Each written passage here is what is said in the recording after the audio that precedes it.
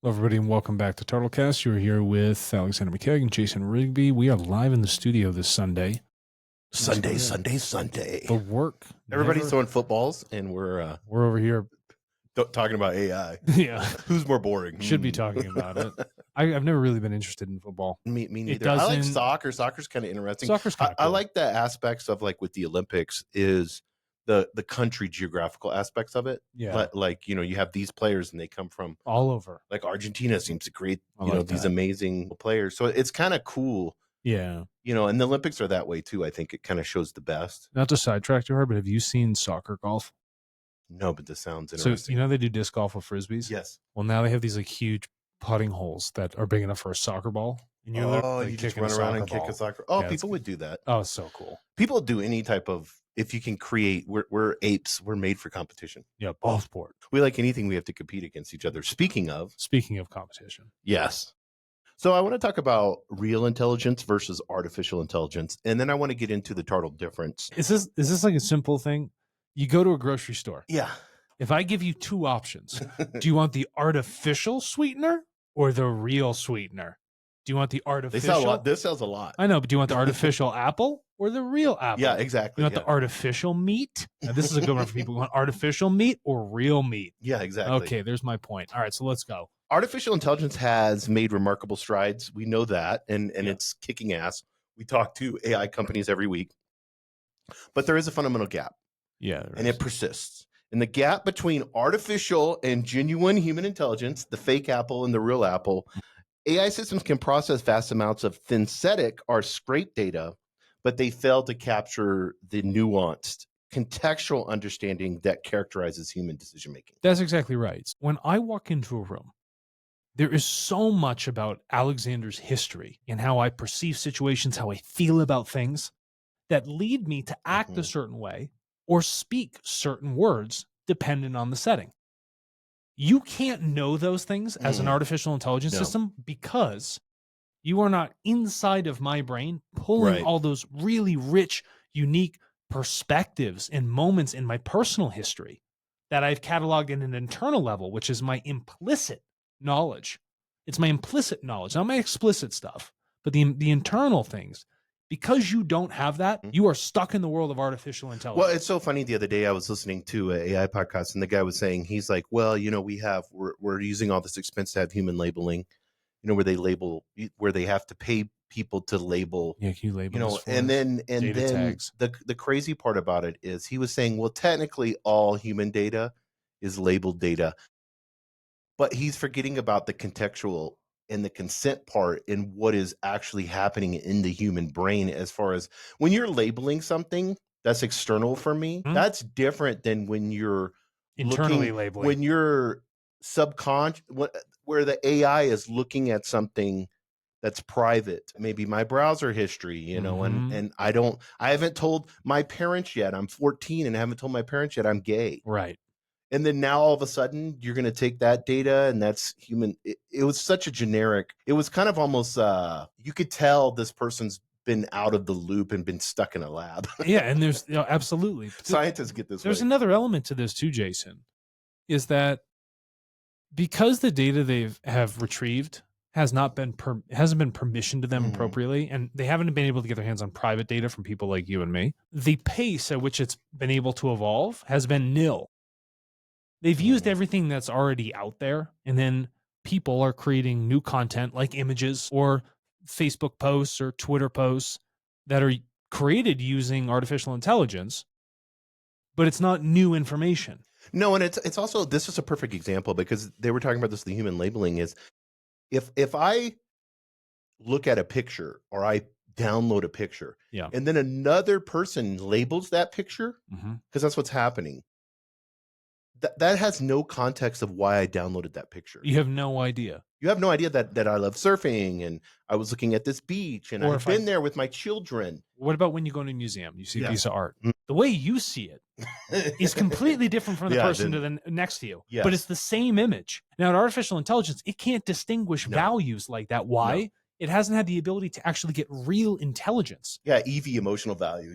Yeah, it doesn't have any of it. Yeah, no, it doesn't have any of that. And that's what I want to talk about. So we're inventing words here at Tartle all the time. We even had somebody say we need to have a glossary. We hired this guy named Shakespeare over here, and he's just been at the office. He's been smoking, drinking wine, and just coming up with new words for artificial intelligence. So here's a good one that we've came up with: is synthetic ceiling. It's a barrier that prevents AI models from achieving true human-like reasoning and adaptability. Right. And you know what's creating that ceiling is the fact that artificial intelligence or LLM companies have not used consent to break the ceiling. They have not used a technology like Tartle to go directly to people and gather that rich, deep human contextual knowledge that's in there and get it with consent. That's the problem with it. You have a synthetic ceiling, you will never be able to actually grow your artificial intelligence model. I don't care what you say, you'll never be able to do it because you have not gone to people and captured the uniqueness of them to train the model.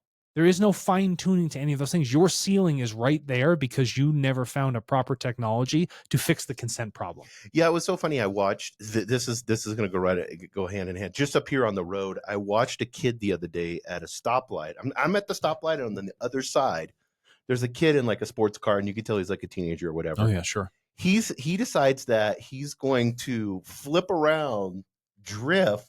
Love it. And then pull, go straight. He swing the back end out too much? Yeah. He went a little, because he knew there was a lot of people around watching him. So you know how that goes. And that's what I want to talk about is not only do we have a synthetic ceiling, but we have a synthetic drift. We do have a drift. This is a gradual disconnection between AI models and real human behavior. Yes, Jason, and that's this due is to beautiful. that's due to the resilience of the synthetic data. People don't realize the resilience of it. It's kind of like artificial. It's McDonald's fries. Yeah. Synthetic potatoes.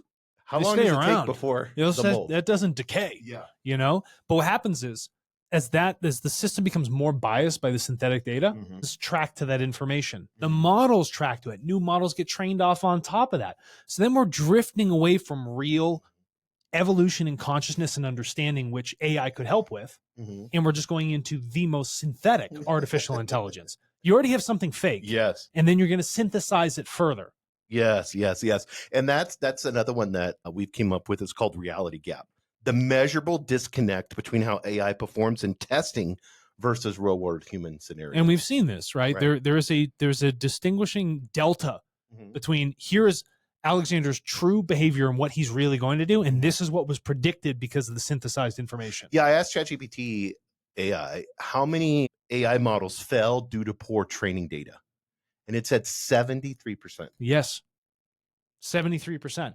And the other ones that don't fail is because those companies had enough money to buy enough public information that they could train it effectively. Yeah, and it's something that I want to create is a data vitality score, which measures how alive or connected to real human behavior a data set is. Well, I think that would be really cool. For a data vitality score, you could do that by saying, all right, I'm going to go to Tartle, and I'm going to look at the ratio between real human intelligence that I'm training my model with, even if my model has synthetic or public data. I want to know how much is coming from real, private, contextual, rich information from human beings. The more of a ratio I can tend towards the humans, the better off you're going to be with this measurement that you're talking about. Yeah, and it's so interesting, like recommendation engines in the lab with synthetic data, they kick ass. Well, it's a lab. Because I don't know the intent of what I'm searching for. You have no idea of what I could type in 5-star restaurant here. I told you about a Thanksgiving meal we went to. A 5-star restaurant, Santa Fe, New Mexico, where we're at. Yeah. Shout out to Santa Fe. Now, the engine will give me, it may give me Four Seasons, it's going to give me, some of these 5-star restaurants, but it doesn't know the intent of what I'm looking for. It's me and my girlfriend. Is it romantic? Exactly. What's the type of food I'm interested in? How am I feeling? Do I want something heavy? Do I want something more light? Doesn't know. I may want something luxurious, but there's a lot of nuance with that word. That's right. Yeah. And so I think and this is something that we call neural resonance. And that is the perfect alignment between AI predictions and human intuition. Right. And that only comes through real data integration through Tartle. And that's the only place you can get it. It's the only You want to be able to get it anywhere else. Right. It breaks the consent ceiling. Right. It gives you proper ratios and vitality scores of your data. And it affords you resonance because you're actually bringing the artificial intelligence and real intelligence together. I watched 2 tuning forks on Instagram yesterday. This is what you spent your time doing? Yeah, this is on Instagram. Yeah. And I watched one at 433 hertz hit and then the other one began to resonate with that one. Mm. And I was thinking of this was really interesting. When I began to think of resonance, it's almost like another word we throw out is reality anchoring. It's this crucial process of grounding AI models in real human behavior. There has to be not just a resonance, but there also has to be an anchoring of the tuning fork. No one's If done that that. makes sense. Yeah. So if you go to Well, we have. well, yeah, of course we've done that. But if you're a Hugging Face model builder, how do you know your model's any good? It's probably shit because there's so many of them. Everybody's competing. But how do you know if it's any good if you don't have any real rich data to anchor into? There is no foundational support, a good database that you need from humans. You haven't found that. But if you came to Tartle and started to train your model off it, you'd have a lot of benefit from doing so. Yeah, and I kind of want you to explain the Tartle difference and what real intelligent enhancement actually means. If this is your first time listening to our podcast, Tartle's approach fundamentally reimagines AI training. We introduce two things mainly, a lot more, but I want you to talk about these two. We introduce real-time human feedback, RTHF, and then ethically sourced zero and first-party data. Yeah, so let's talk about these two things.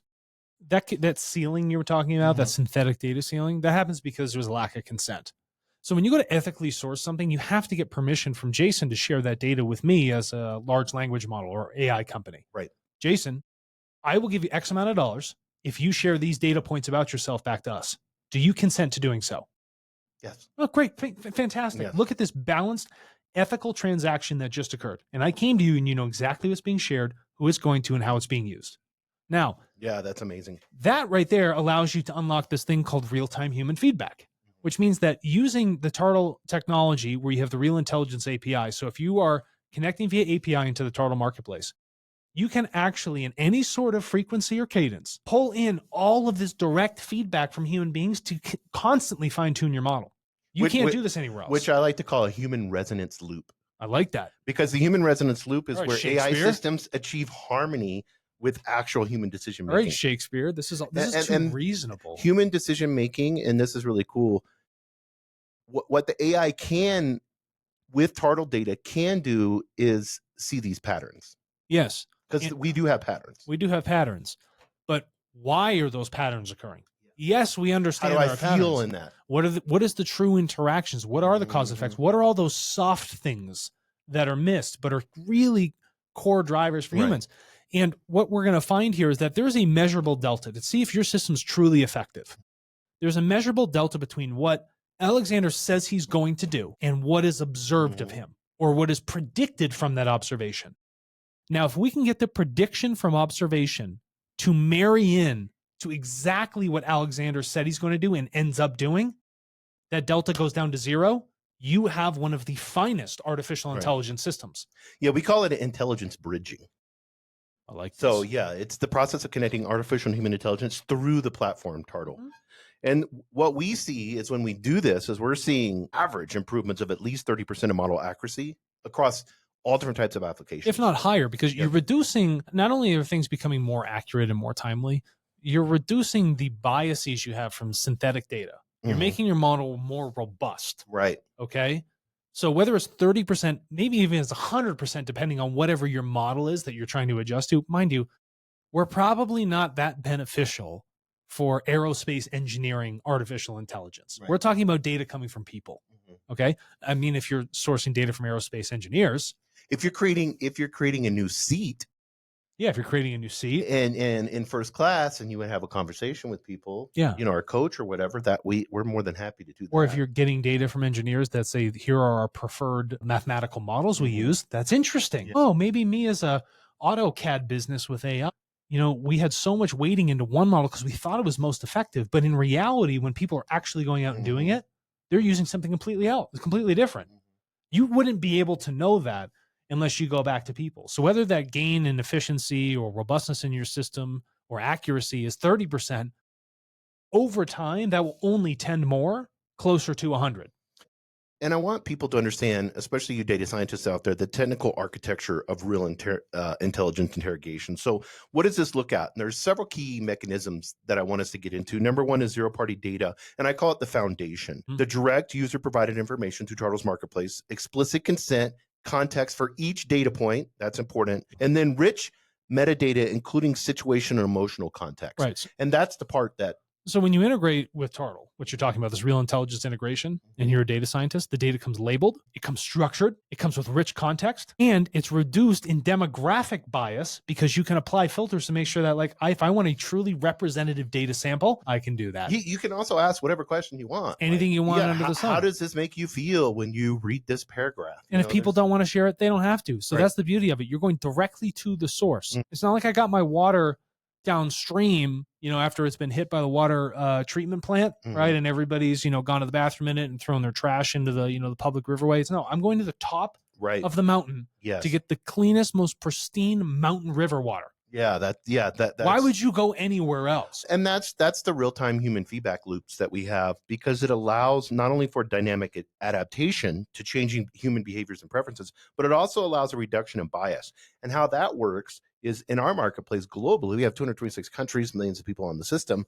So you have diverse human feedback sources. Yes. Go get that somewhere else. You can't do that anywhere else. And because people are choosing to share and you can get them from any corner of planet Earth, that allows you to really have a truly statistically normalized model, because I have such a diverse set of people. And longitudinally, I can study these things. Right. It's not like, I got a snapshot of someone's behaviors once. I am much different than I was 5 years ago, last week, 10 years ago, yesterday. 100%. We're like a new person. Literally. I'm a new person every single day I wake up. Or every 7 years I've shed all those old cells. So how is it that your model is still using 7+ year old data and assuming people have the same behaviors? It's the we've talked about this 100 million times, and I'm in marketing, and it gets me, is trying to put people in boxes. Yeah, that's all it is. It's like trying to put people in garbage cans and say, here's this can that's is the this thing. and this can is this. And you've built this awesome AI system. Why are you still using box level data?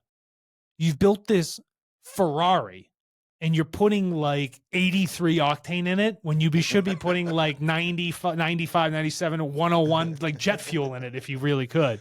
Yeah, it's so crazy. And then, finally, is contextual enhancement layer. There's an integration of human decision-making rationale, a capture of implicit knowledge and experiential wisdom, which is pretty important, and culture and situational context preservation. Right. It's very, very difficult for us, unless we're a bunch of anthropologists, which we're not, because there's far and few between an anthropologist, to go out and actually study so many unique cultures. And cultures are like an organism. They develop. They have their own evolution. And to be able to capture the nuances of it, you could only do it using a system like Tartle. You could, because you can ask. Because you can ask. Is this culturally offensive? Yeah. Not only am I getting all this other explicit data on you, but all the implicit information about your life. Those are things you have to share with me. Those are the diaries. Those are the dreams. Those are the internal thoughts, the wishes, all of those things I typically cannot get on the outside, especially not in a public data set. I have to get it in a private manner. And the only way I can do it is if you consent to sharing it and permission that data over to me. Yeah. And I want to close out the podcast in kind of this philosophical implication and what that looks like. We talk about philosophy a lot with Tartle, but the integration of real human intelligence into AI systems, and it raises some interesting questions about the nature of intelligence itself. So while traditional AI attempts to replicate human cognition through pattern recognition and statistics analysis, Tartle's approach, and this is what's really cool, is we acknowledge that human intelligence is inherently different. Yeah. It's contextual, experiential, and often intuitive in ways that purely artificial systems struggle to replicate. Right. So instead of us trying to replicate or create a model, we should be mapping human intelligence into the systems. That's the difference. It's not to say that this is how I think these things are. This is how I'm defining intelligence.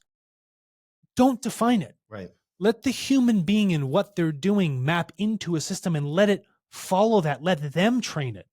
That's the real intelligence. Well, it needs to evolve and adapt like anything else. Has, yeah. This planet, you, relationships, your thoughts. It's crucial to. It's so funny how we want to short circuit evolution. You can't do it. And guess what happens when people try to do that? It backfires every time. Every time. Yeah, that's why you need to. We haven't even taken really the first steps in artificial intelligence until we have mapped it to the human consciousness. Yeah, and that's the human AI collaboration that needs to happen. That's not happening now. It's not happening at all. So we're creating more of a synthetic world rather than a real world. You're never going to have a good chatbot that can truly reason and contextualize things because it doesn't have the implicit knowledge of human beings constantly feeding back into it. It's not there. What did Microsoft try to do? I know. They go into Skype, they steal all of your transcripts to train their data.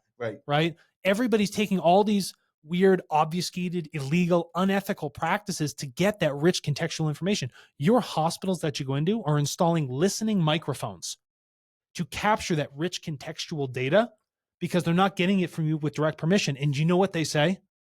They put up a piece of paper in the hospital that says, we're listening to you for the safety of the people in the hospital, which is a fucking crock of shit. The real reasons hospitals do it is to train artificial intelligence models. But they're doing it, they're not really getting your consent, but they think it's enough to put up a piece of paper.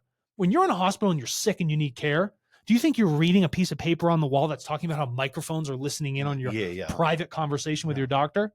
No, not a chance. Yeah, and this is crazy because whenever we're getting into privacy, I mean, this is huge. We talk about this over and over and over again. It's something that's non-consensual. How does that make you feel? Like what you're just talking about. It's so invasive, isn't it? Of course it's invasive. Does sex need to be consensual? 100%. So then why wouldn't the same thing happen with people's data? Yes. With their inner thoughts? It's that same feeling. And as humans, we should be pissed off. We should be pissed off. And everybody should flock to a system that seriously says, hey, if I want consent, it's going to happen here. If I want a permission, it's going to happen here. I don't want people taking this from me. Yeah, could you imagine the conversations that they're listening to when loved ones are around a grandma or something like that? You know, and it's horrible. Yeah, and then out in the hallway, the conversations that are happening. And then they're like, oh, we're scrubbing it. We're de-identifying it. You shouldn't have had it in the first place. No. When you're saying you have to scrub something, we've got some issues here. We have issues when the CIA says that, guys. That's what I'm saying. It sounds like it's invasive. It's rude. It's going against our human rights. It's wrong. It's wrong. Yeah. That's all it is. Yeah. It's just wrong. Yeah. And if it's wrong, it's evil. So don't do it. Yeah. What I like about Tartle, we'll shift away from this. Those are great sound bites. It's the scalability of this approach and how Tartle's growing network. I mean, we're growing by thousands of users every day. And so it allows you to continuously learn and adapt and change to human behaviors and needs with this dynamic, evolving ecosystem. Yeah. And it may not sound like a lot, 1,000 people a day, but 1,000 people are typically what it requires to start training a model. We're adding brand new rich contextual data start samples every single day. Well, and then the average user is filling out at least 10 data packets. There's so much information. So there's information. So it's really like 10,000 data samples every day. Every single day, 7 days a week. Yeah. All across the world. Non-stop. If you want your artificial intelligence to be constantly enhanced with real human insight, then to me, this is the way. This is the only way. This is the way. This is the way. The way. I feel like I'm in Dune. You know, I just watched the new show, the Dune show. Have you seen it? No, it's on HBO. I like it. I think it's good. They start off with like the mother, and then the political. It's the same thing: spies, politics, spies. And then it's like, but it's just always. It was so funny. I was talking to my girlfriend. And I was like, "You think we'd evolved past in this time of Dune? You think we'd evolved past like kings and marrying to gain approval from one to the other kingdom, planet? You know what I mean?" You think humanity would move past 20 different AI firms and just have one that's doing the right thing? Still haven't done it. Still haven't done it. You know, well, what's even worse is Mark Andreessen came on Joe Rogan. I saw this. And he said, he talked about this. He said the AI companies were going in bed with the government. Yes. To be like, hey, get it so to the point of where we need 100 or 200 or 1,000 lawyers so that no new startup can happen. And then we'll lay in bed together. Sounds about right. And do this illegal bullshit. There's not one good thing, but guess what? The foundation, the principles, the philosophy, the technology of Tartle is all in alignment. There is only one true data marketplace for human beings, and that is Tartle. Everything else does not compare. It is absolutely trivial. And if people are getting human level data in any other way, they're certainly not doing it ethically. Yeah. And for me, I feel like whenever we look at what we're doing at Tartle, it's good. Like it's like you just talked about bad. This is good. Like we're providing income for people all across the world. Right. Like what is better than that? We're to provide an opportunity for someone based off of their data. And we're actually bringing humans into the development process of artificial intelligence, which inevitably they will rely on. That's really what it is. Well, It's a bridge. Even in a, I was thinking about this morning when I was going over my notes here, is like, even in a 3D spatial type world, you're going to need the measurements that are going to be happening, whether you're just wearing a pair of goggles or whatever, you're going to need consent on all that, and it's like, why did you look at this? You could stop, pause, and for money, ask the question, or for game credit, or for whatever it may be. Yes. Having that zero and first party data would be so essential, as to be like, what made you choose this app? Or why did why did you decide to spend 2 hours last night in, this virtual world? Yeah. So, it's the future. It is the future. And as we work more with data as humans, as we begin to envelop ourselves into technology, eventually turning into the Matrix, where we're in pods. Yeah. As we do that, at some point, who gets the right to us? Because data becomes us. It becomes you, and it becomes such a cyborg, big record, if not already. You. Yeah. Say you have a personal robot. What if it's trained off of your superset? You have supersets in the gym. You don't think you're gonna have supersets on data? Come on, people, figure it out. I'll be like, hey, go lift weights for me, bro. Yeah, exactly. Oh, I feel so strong. I feel so strong. Could you imagine having that? It's going to be so interesting, because, and I don't want to get too futuristic on this, but all of these items, whether it's an IoT device, which a robot is basically an IoT device, but it's the ability for that to pick up so much data constantly. Right. It's going to know what you're eating, if it's making you meals. It's going to know when you wake up. It won't know what to pick up. It won't know how to analyze you properly. It's not going to. Because humans haven't been a part of the self-analytical process, and they haven't shared that data back with these companies. That's where we did a whole podcast on Tesla robots, and like, hey, Elon, we're the best. I don't understand. We're the best information. If you want human feedback, your robots are going to need it more than anyone. They're going to need it more than anyone. And right now it's a robot. It will never become an Android unless you use Tartle as a bridge to move your thing from robot to Android. Yeah, and it's so silly. It's like everybody's like pause right now with the chips. And, I saw Larry Ellison from Oracle, and he was begging, NVIDIA. He's like, hey, we'll pay whatever just get us these chips, Yeah. And so there's this whole desire that's why Taiwan becomes important. Now we're building factories here in the United States. But why? But just the tooling. No, but think about it, Jason. Why? Why do they want more chips? Because they have to train bigger and bigger data sets. Yes. Why? Because the data sucks. Yes. Your data set doesn't have to be bigger. That's what I'm saying. It just has to be more rich and contextual. Well, you got 4 to 6 years before all this comes online, these big factories and everything else. In the meantime, let's grab some Tartle first party data and get the heads up. Do the right thing. Grab the human straw. Yeah, just suck up human consciousness and figure it out. If you have any modicum of intelligence as a data scientist in the AI space, you would see that this is a very valuable thing for you to become a part of. Build apps on top of it. Tie in. Don't just train models. Build apps do cool stuff. Yeah, and I want people to understand, if your idea is to replace human intelligence with artificial intelligence, we don't want to have a conversation with you. What we want is to create a symbiotic relationship where each enhance others. Yeah.